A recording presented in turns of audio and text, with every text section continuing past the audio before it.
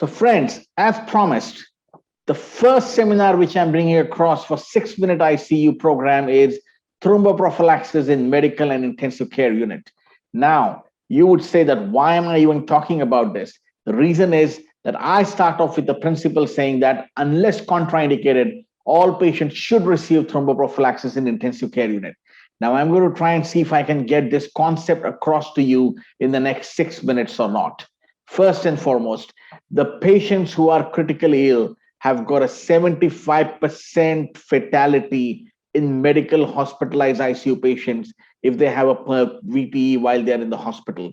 They have a 2 times higher risk as compared to the general ward patients, and you seem to see a 33% high incidence of VTE in critically ill patients.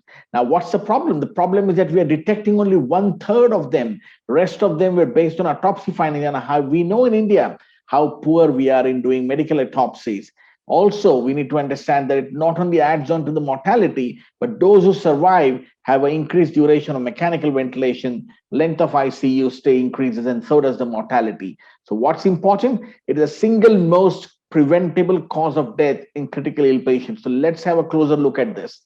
Well, there are lots of scoring systems. The Wells score, if it's greater than 2, the PODA score, if it's greater than 4, the Geneva score, if it's greater than 8, all of them point towards a high risk of VTE. We also know from this study here that if you have got infection in a hospitalized patient, the risk of venous thromboembolism increases to almost 48%.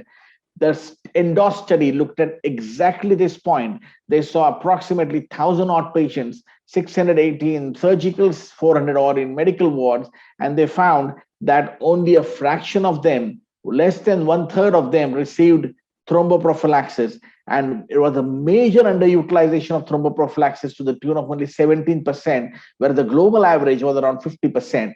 We know from the PGI Chandigarh study published almost 14 years ago that there is an incidence of thromboembolism, specifically PE, detected on autopsy in around 16% of the patients. And contribution of pulmonary embolism for death was in the tune of 80%. Now that's humongous. We cannot really ignore that. The next thing which we look at is another big institute, CMC Vellore, reporting an incidence of venous thromboembolism to the tune of around 17.5 per 10,000 admissions in ICU.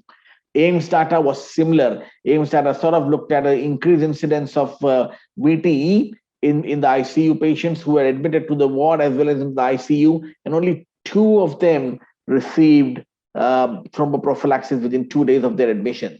Now, there's a DETECT study done by our very close friend, Naresh Ramakrishnan. He looked at patients who were admitted in the hospital in the ICU, and he found that only 44% of them actually received some thromboprophylaxis. 55% did not receive anything. Now, this chart here tells the story. The right one shows you that people who did not develop DVT, but the people who did develop DVT, all of them were in the group where thromboprophylaxis was not given. So every time it's pointing out to the fact that you need to give thromboprophylaxis, they are at a high risk. And why are they at a high risk?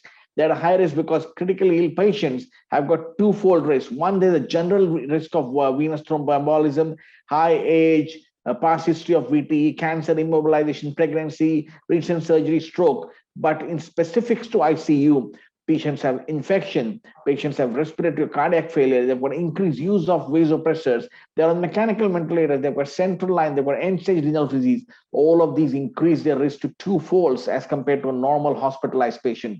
Hence, patients who are in the ICU are at a very high risk and should be given thromboprophylaxis. Now, what can we give and what shouldn't we give? It's very clear that you can use either a low molecular weight heparin, either unfractionated heparin or fondoparinux. For prophylaxis, there is no role for DOACs, direct acting oral anticoagulants. The ACCP guidelines, the American Society of Hematology guidelines, and NICE guidelines, all 3 of them endorse this, that for prophylaxis, you should not be using DOACs. Rest of the 3 combinations are fine. Where does this come from? The low molecular weight heparin versus unfractionated heparin. This study here looked at critically ill patients. Non-significant relative risk reduction in mortality, PE, symptomatic DVT, major bleeding, as well as hits, all in the favor of low molecular weight heparin. So low molecular weight heparin seems to be the recommendation for this. The second study here looks at the PRINCE study, the PRIME study, the Hillbaum study, the PREVAIL study. all of them showing a relative risk reduction in patients with VTE when compared with unfractionated heparin versus low molecular weight heparin. So low molecular weight heparin seems to be the way to go.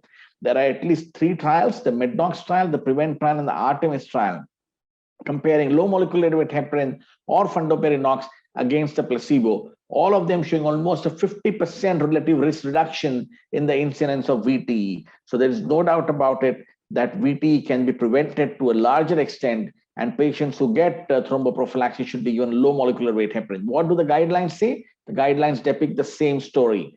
ASCO, the ITAC guidelines, the NICE guidelines, the American Society of Hematology guideline, the European Society of Cardiology guideline, all of them say that use thromboprophylaxis in patients who are in the ICU. And if you're going to use them, use low molecular weight heparin over unfractionated heparin. So my key points here, VTE is the single most preventable cause of mortality in critically ill patients. Patients should be assessed for a risk stratification. They should be given low molecular weight heparin as opposed to unfractionated heparin. We also know from COVID patients, the mortality morbidity is significantly high in this age group and this category of patients. And most importantly, that within 24 hours of hospitalization, we should try and get some form of assessment and start them on anticoagulation for DVT prophylaxis.